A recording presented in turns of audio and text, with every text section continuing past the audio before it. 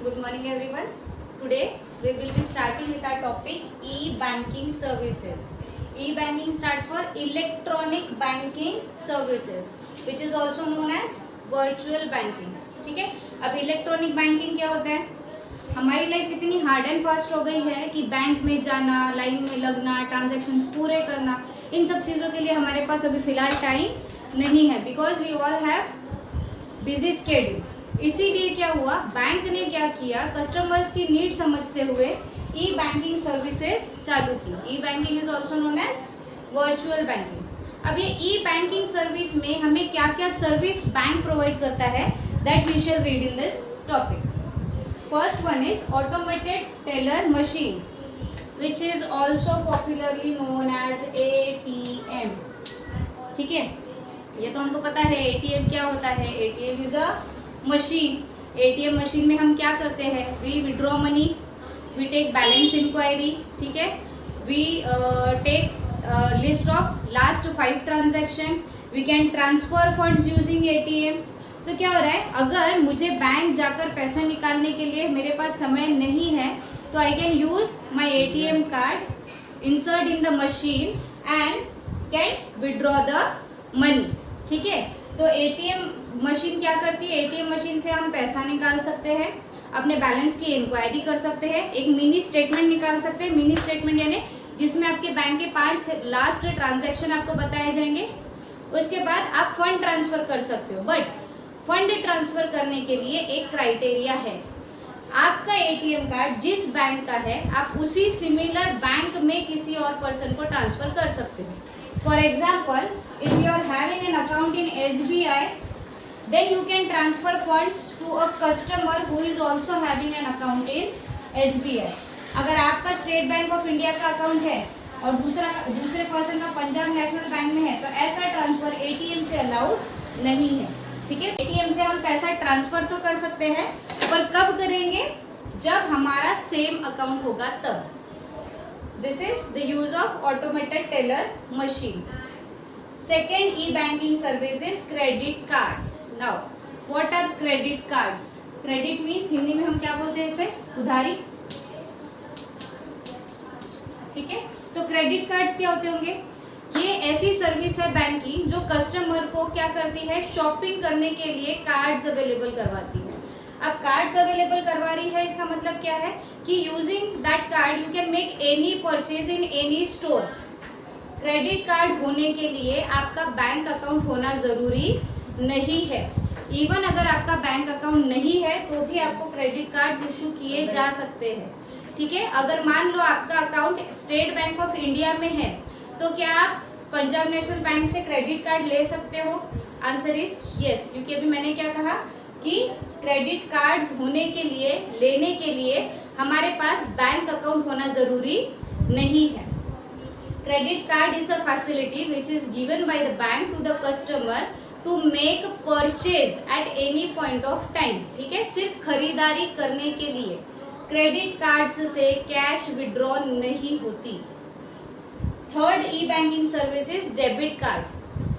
Debit cards यानी क्या हो रहा है, हमारा खुद का अकाउंट है, उस अकाउंट में से जब हम कार्ड स्वाइप करते हैं तो जो पैसा डिडक्ट होगा वो आपके सेविंग में से डिडक्ट होगा, आप ही के अकाउंट में से डिडक्ट होगा.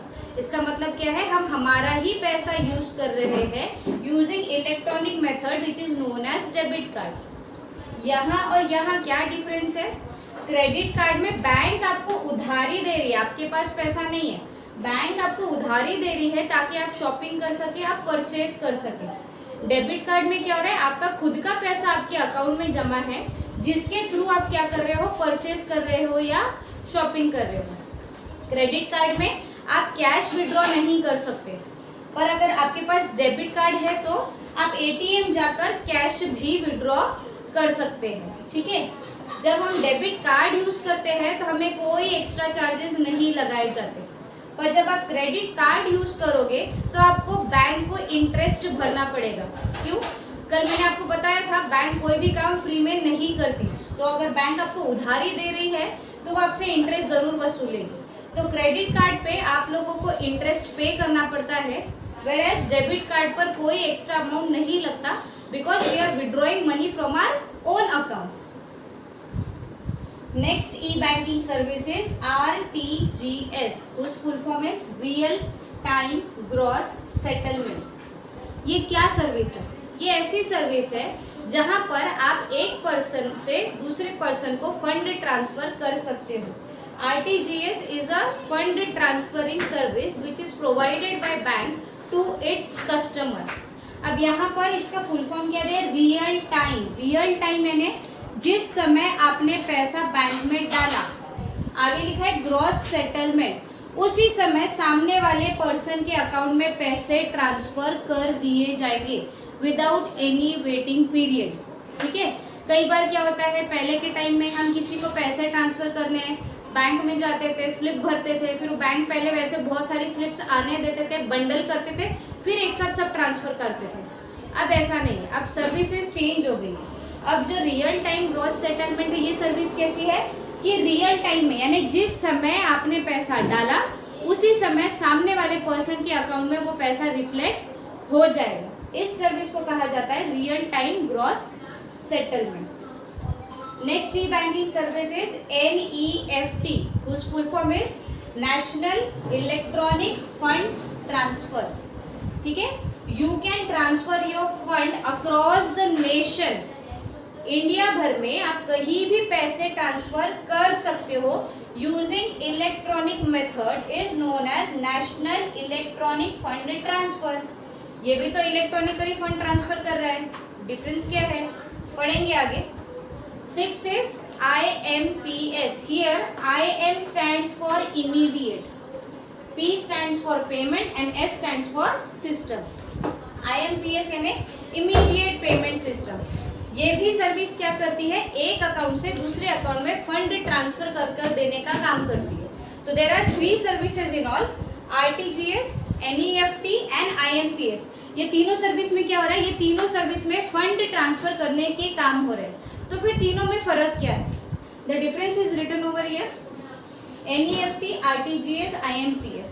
अगर आप नेशनल इलेक्ट्रॉनिक फंड ट्रांसफर कर रहे हो, ठीक है, तो कम से कम कितना अमाउंट आपको NEFT के थ्रू आप भेज सकते हो. तो कम से कम आप 1 रुपी सामने वाले पर्सन को भेज सकते हो. अगर मैं रियल टाइम ग्रॉस सेटलमेंट करना चाह रही हूँ, तो अगर मेरा अमाउंट बड़ा है 2 लाख रुपए, तो मैं RTGS सर्विस यूज करूँगी, NEFT नहीं. ठीक है. यानी ये बोल रहा है कि अगर आपको किसी को RTGS के थ्रू ट्रांसफर करना है तो कम से कम कितना अमाउंट करना पड़ेगा, तो आपको कम से कम 2 लाख रुपीज ट्रांसफर करने पड़ेंगे. इमीडिएट पेमेंट सिस्टम यूज करना है तो कम से कम आपको 1 रुपी ट्रांसफर करना पड़ेगा. ऑलराइट. Mode of transfer. अब ये ट्रांसफर कैसे होंगे, ऑनलाइन होंगे कि ऑफलाइन होंगे? ऑनलाइन तो समझता है घर बैठे बैठे. ऑफलाइन यानी बैंक जाना, स्लिप भरना, फिर ट्रांसफर करना. ठीक है. तो NEFT कैसा होगा, ऑनलाइन ट्रांसफर कर सकते हैं कि ऑफलाइन?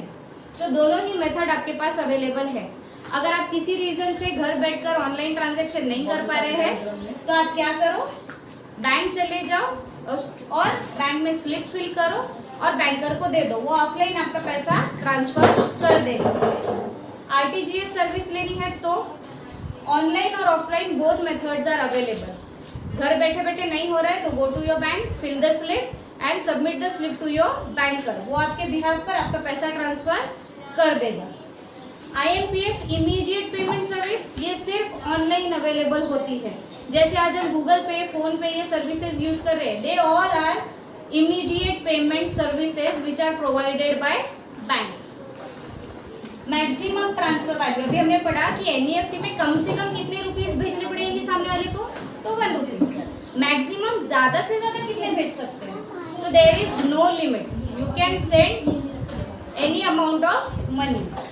RTGS में कम से कम कितने रुपए भेजने हैं, 2 लाख रुपीज. मैक्सिमम आप कितना भी पैसा सामने वाले को भेज सकते हैं. इमीडिएट पेमेंट सिस्टम में कम से कम 1 रुपया, maximum the limit is 2 lakh. आप 2 लाख के ऊपर सामने वाले पर्सन को इमीडिएट पेमेंट सिस्टम के थ्रू पैसा नहीं भेज सकते. उसके ऊपर भेजना है तो you have 2 other options, RTGS and NEFT. Then settlement. अब ये NEFT में पैसा कब जाएगा, RTGS में कब जाएगा? अभी जैसे मैंने बोला RTGS रियल टाइम, जिस समय आपने बैंकर को स्लिप दी वो उसी समय सामने वाले के अकाउंट में पैसा ट्रांसफर कर देगा। तो रियल टाइम ग्रॉस सेटलमेंट में पैसा कब जा रहा है सामने वाले के अकाउंट में? The moment you deposited the money with your banker will deduct the money from your account and will transfer to the other client's account। यानी RTGS में जिस समय आप पैसा डालोगे उसी समय सामने वाले पर्सन के अकाउंट में वो पैसा चला जाएगा। IMPS में भी जिस समय पैसा डाला उस समय पैसे चले गए। यहाँ से हम गूगल पे करते हैं, सामने वाले के अकाउंट में रिफ्लेक्ट हो जाते हैं। NEFT national electronic fund transfer में हर आधे घंटे में पैसे ट्रांसफर किए जाते हैं। अब ऐसा क्यों? बैंक क्या करती है, जब उनके पास NEFT सर्विस आती है तो वो क्या करती है, पहले आधा घंटा देखती है कि आधे घंटे में उनके पास कितनी सर्विसेज आई है। आधा घंटा होने पर वो क्या करती है, हर आधे घंटे में जितने NEFT के फॉर्म उनके पास जमा हुए होंगे वो सामने वाले के अकाउंट में ट्रांसफर करती है। अगर आपने ऑनलाइन पेमेंट की होगी तो तुरंत ही चली जाएगी। टाइमिंग, अब NEFT कितने बजे से कितने बजे तक कर सकते हैं? तो 8 AM से 7 PM तक, सुबह के 8 बजे से शाम के 7 बजे तक आप NEFT सर्विस और RTGS सर्विस यूज कर सकते हो। अब सुबह 8 बजे तो बैंक खुलते नहीं है, शाम को 7 बजे तक बैंक चालू तो रहते नहीं है। फिर ये जो 8 AM to 7 PM है ना, this time is for online transaction. ठीक है, रात शाम के 7 बजे तक। ऑफलाइन ट्रांजैक्शन की बात होगी तो जितना भी बैंक का वर्किंग आवर होगा, जो बैंक के टाइमिंग होंगे, उस बैंक के टाइमिंग के बीच आप ये दो सर्विसेज अवेलेबल कर सकते हो। जो लास्ट सर्विस है IMPS, ये तो ऑनलाइन सर्विस है। ऑनलाइन सर्विस है यानी इट इज अवेलेबल 24/7, 24 दिन 7 घंटे ये सर्विस आपके लिए अवेलेबल है। Moving on to our 7th point, net banking. Net banking यानी क्या? It is nothing but internet banking. जब हम बैंक की सर्विसेज इंटरनेट यूज कर अवेल करवा रहे हैं उस सर्विस को नेट बैंकिंग कहा जाता है। नेट बैंकिंग सर्विस के लिए जब हम अपना अकाउंट ओपन करते हैं तो अकाउंट ओपनिंग फॉर्म में हमें पूछा जाता है do you want to avail net banking facility. तो हमें अगर यूज करना है तो हम उस चेकबॉक्स पे टिक लगाते हैं कि yes we want to avail net banking facility. जब हम नेट बैंकिंग फैसिलिटी यूज करते हैं तो एक कंपनी की वेबसाइट होती है, उस वेबसाइट पर जाकर आप अपना यूजर ID डालिए, अपना पासवर्ड डालिए, उसके बाद आप बैंक का कोई भी ट्रांजैक्शन इंटरनेट यूज कर कहीं भी यूज कर सकते हैं।